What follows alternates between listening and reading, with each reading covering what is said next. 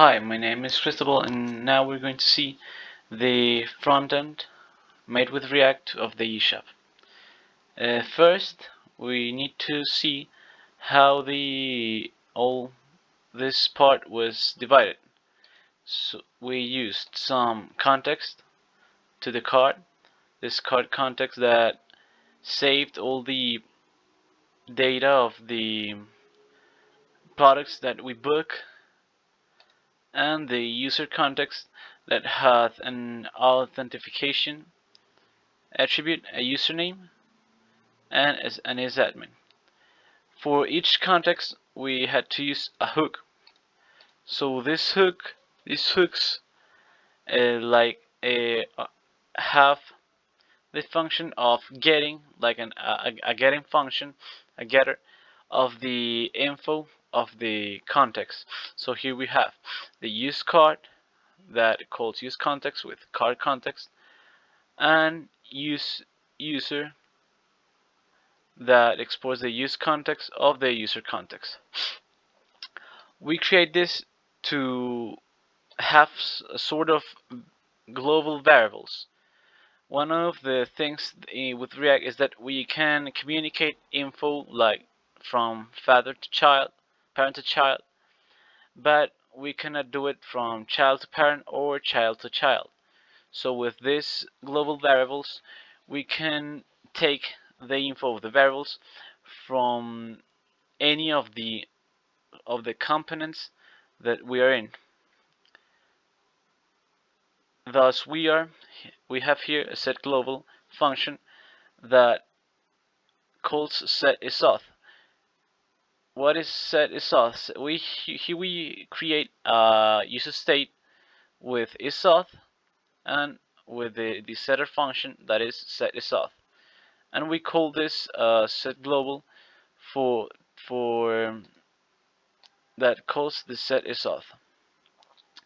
Then we create another hook that is card object and set card object.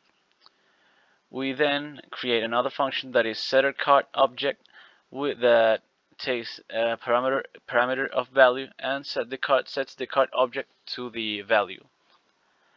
Then we with like all the components of the app, we create two main parent components, that is the user context that we created before, that provider, and here we give the value of the auth that has the isAuth of the use state, the username that it gets the local storage that get item username because we use some local storage items, and the isadmin that also gets the item of isadmin. Then the card context that provider gets the card object of both object, and the setBot object gets the setter card object function. Here we have then all the routes. For using this, we have to use the React router DOM dependency and extract the browser router route and routes. Here we have a big div that has the class name map, and then it renders the browser router. Here we have another component outside the routes because it is the header. The header is outside all because we want that independently of the place or the URL that is where is the user, the header must be rendered. So the routes, here we have slash products.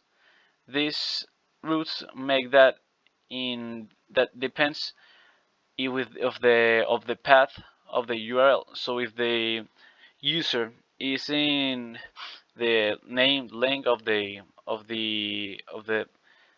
shop slash products, the element products container will be rendered.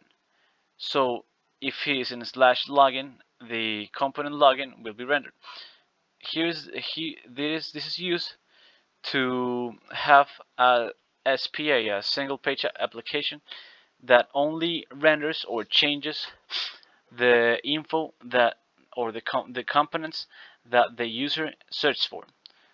So not having different HTML files.